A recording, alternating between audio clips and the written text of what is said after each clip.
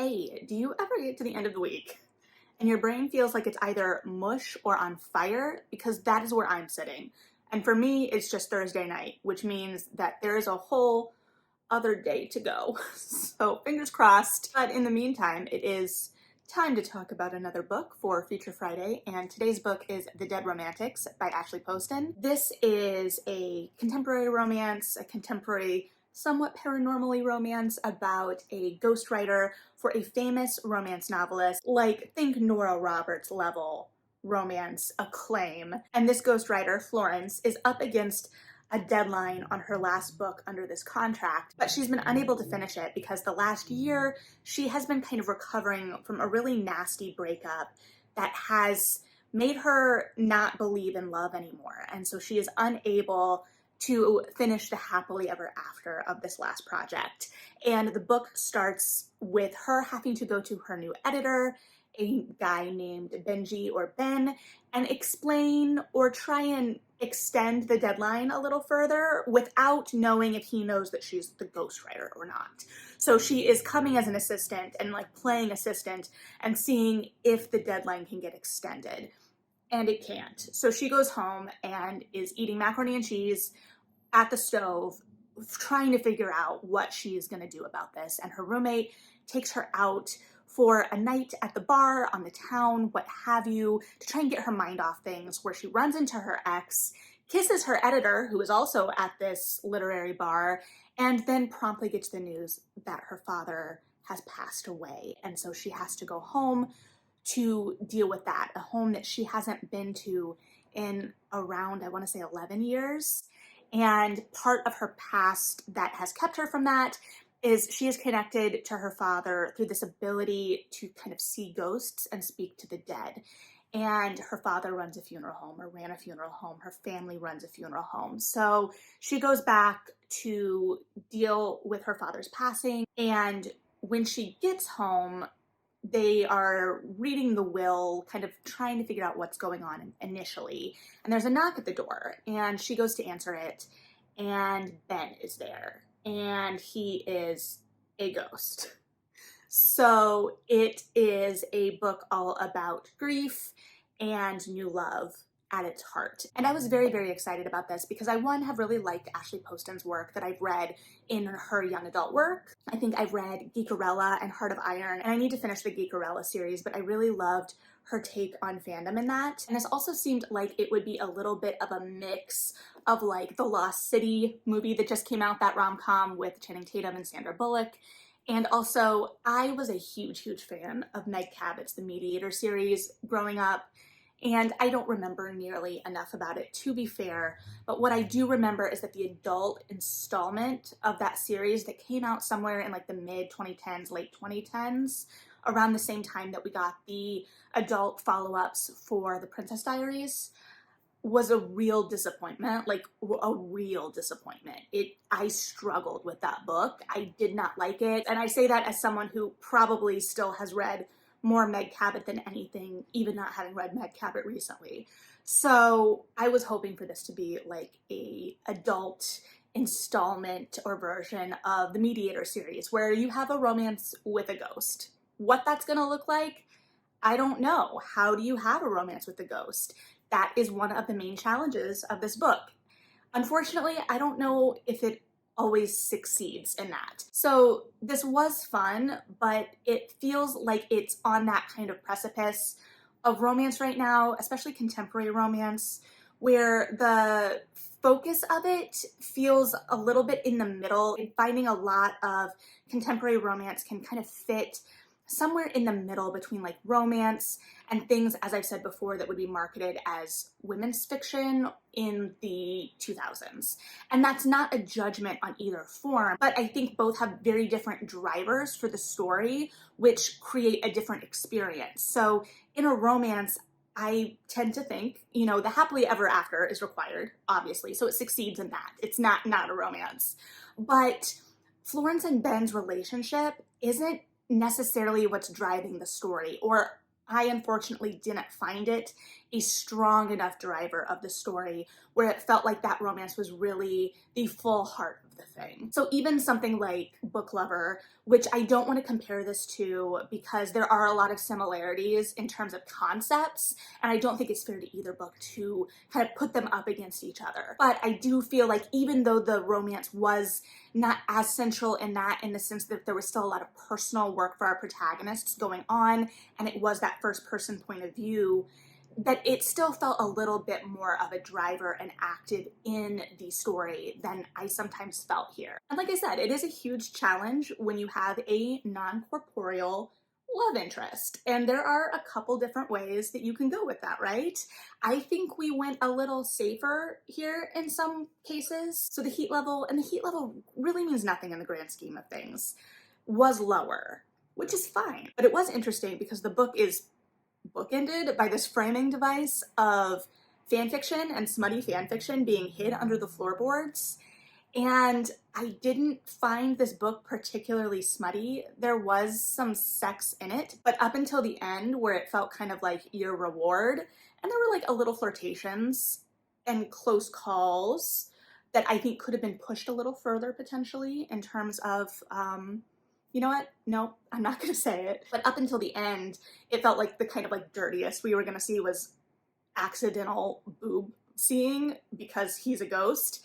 And it just felt at odds with the kind of smutty fanfiction references. So I think that the tone of this kind of is part of that and folds into what I felt was potentially the driving factor. This had a very quirky, fun tone, and I think that that tone really resonates for me in her contemporary young adult fiction. That being said, I don't know if it would still resonate the same now. Like, is it a millennial quirky? Would it resonate the same for teens today? I don't know, because I felt like sometimes it did verge on that precipice of the quirk kind of not allowing us to dive fully into the emotional messiness.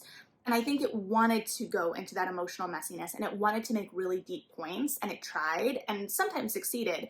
That sounds really harsh in a way that it wasn't, because I enjoyed myself. But this quirkiness led to a lot of I'm making really good points within the prose rather than feeling like we were kind of organically getting there. And so I felt like some of that was there in Ben and Florence's relationship as well. It didn't feel as organically developed. It felt like they were kind of trying to get emotionally deeper, but because we knew that we needed to get emotionally deeper. So these conversations didn't feel as organic or smooth, or the reasons they were opening up to each other. And I don't know, it's a really delicate balance because you have this plot line of grief and mourning, and you want to give that the proper weight as well. And sometimes even that, I felt like we were leaning so far into the quirky that it took away from the real emotional depth of that as well. That being said, it really was focusing on this idea that this family grieves in a much different way, and how beautiful different variations of grief really can be, and how powerful it can be to celebrate a life in the way that was set out in this book. But sometimes that quirk could kind of obscure. And I felt that in the presentation of the town as well. It is a small town romance of a sort, kind of rediscovering the small town that you came from. And small towns undoubtedly have their quirks. There is a quirkiness to them without a doubt, but it didn't feel like the town itself had a real weight to it, and it felt like it existed only in the quirks. We had our eccentric family running the funeral home, we had the cute bread and breakfast, and we referenced the kind of like high school scars that have kept Florence away. And so the resolution of a lot of that, especially with her main bully slash former friend Heather, felt a little too easy for my liking. One thing I will say, until the end where the resolutions of a lot of these hard relationships I found somewhat unsatisfying, but the actual relationship with her ex-boyfriend and the betrayal that caused her not to believe in love, that worked for me. I wasn't sure. I was like, how do we get her, this character that writes romances, how do we get her to not believe in love in a way that feels true? And I think that was very successful. Her former boyfriend, spoiler, basically took a bunch of stories from her life and use them in a literary novel. So not only did he steal her stories, knowing she was a writer, but he twisted them in a way that she felt was not a reflection of her life, her experience. Basically, this idea of taking something that she saw as a romance and turning it into a tragedy.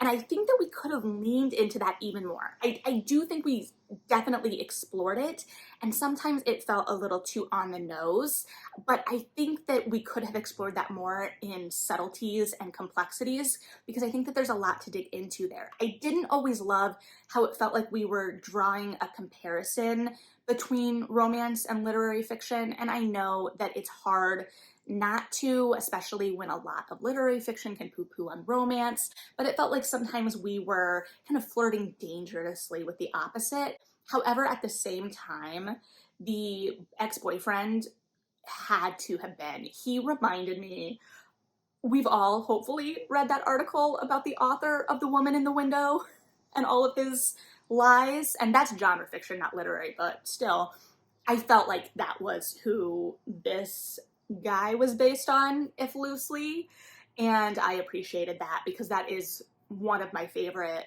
literary kerfuffle stories to ever kerfuffle. So I get the instinct to be kind of defensive about your preferences, but I think that there was an opportunity to further complicate and further explore those nuances. That being said, I don't think in the ex-boyfriend himself is where we needed to do that, because there are always those pretentious lit bros. So that A+, spot on. But you know, when I say something like the Mediator series, I do think that this book has its roots in wanting to be something like the Mediator for adults. It has a fun and quirkiness to it, but it's still a little bit more grown up than something like Mediator. And I love the possibility of the odd that it presents. Within its ghosts, we don't actually interact with the ghosts too much. We do get to see them off and on. It felt a little bit more Ghost Whisperer, you know, in many ways even, because the town was like the small town quirkiness. Like, okay, we'll also throw Ghost Whisperer in as we're building that kind of foundation. Except now I don't remember where I was going with it. Oh, the world, the supernatural world that was created. So it was just kind of on the periphery. We'd see the ghosts kind of in the background. It wasn't, you know, like a Ghost of the Week setup in the Ghost Whisperer way or even the Mediator way. So they were almost adding to the ambiance and building place in many ways, but we didn't really fully explore Florence's gift in the present or the past, which was also kind of a shame because it talked so much about how this gift was her connection with her father, and I would have loved to see more of that. What I did really appreciate is that the novel steered away from the kind of impulse to want to bring her father back as a ghost. I think making the choice not to do that was a very strong impulse, and I think that worked within the story really, really well, because the grief was a central focus here, as well as, you know, Florence kind of figuring out where she fits in her family right now, and especially with having been gone so long. I will say, having lost a close family member this year, that grief could feel a little raw, especially like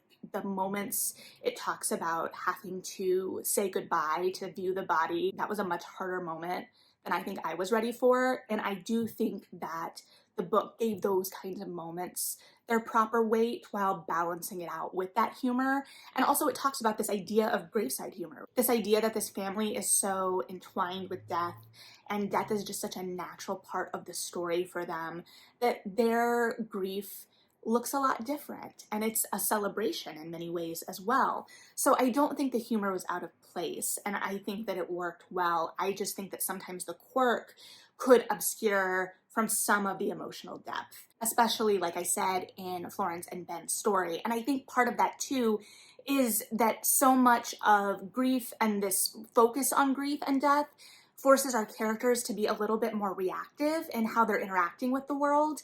And Florence is in a lot of ways on the defensive coming back to this place, and so is in a reactive state of mind in a lot of ways too. And so her main action throughout, one, you could argue figuring out why Ben is still lingering is part of that action, but I don't feel like they're ever actually trying to solve that.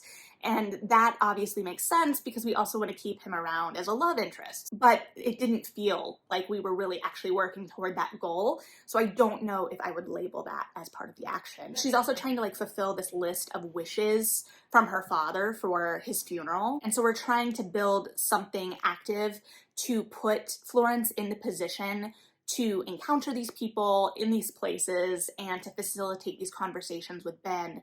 But I feel like those pieces don't always feel as active. The stakes of those tasks don't feel quite there, even emotionally, because I think for a lot of it, it is emotional stakes. This idea that she owes this to her father, and whatever this is, whether it's gathering a murder of crows or picking up the Party City order from years ago. But I think that is arguably some of the main active propulsion of the thing. And then we've got the quirk on top of that. And then we've also got kind of, you know, nudge, nudge, wink, wink observations about the literary world, which work to different degrees. But yeah, I don't want it to appear that I didn't enjoy the book, because I did. And I want Ashley Poston to have tremendous success with this book, because I think it's positioned to have tremendous success. And I think that she's put in a lot of work, especially with her young adult fiction, that just hasn't taken off in the way that I feel like this one is primed to. So I would like to see it take off for her. And it is fun. I know that I really enjoy her work, so I really wanted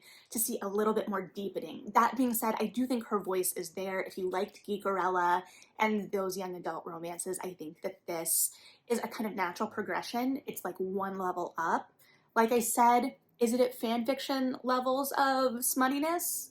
I would say no, but you know, different levels, and no judgment at what level you're at, but maybe I just have a different litmus on the fanfiction smut side of things. At its heart, I think it is a small town romance. It's one of those books for book people. Sometimes it feels like it's leaning on that a little bit too hard, but I'll allow it. It's fun. And then the ghost aspect is just kind of a fun, quirky element. I would have loved to see it built up just a little bit more, but I also did enjoy how having it be just kind of a matter-of-fact part of Florence's world, part of the day-to-day, made it and emphasized this idea of it not being this like gothic horror, this idea of how she interacts with ghosts and how ghosts exist in her daily life being this horror. It's a love story. And even with the ghosts that we interact with in this, it's a lot of love, whether it's love of work, love of a partner you left behind, love of another loved one you've left behind, what have you. There is a lot of love that lingers and what that can build. So I think that there are a lot of really great pieces here. I would have loved to see it go just even a little bit further, but I think it's really going to resonate with a lot of people as is, and I think it already has. Also with that, I'm a sucker for quirk and banter. I love quirk and banter, and people have different degrees of what they like that quirk and banter to look like. So I think for a lot of people, this is gonna be like right in the sweet spot as well. I'm just coming at it from my personal perspective. So if you've read this, I would love to know what you thought, but in the meantime, thanks for hanging out, read something good, and yeah,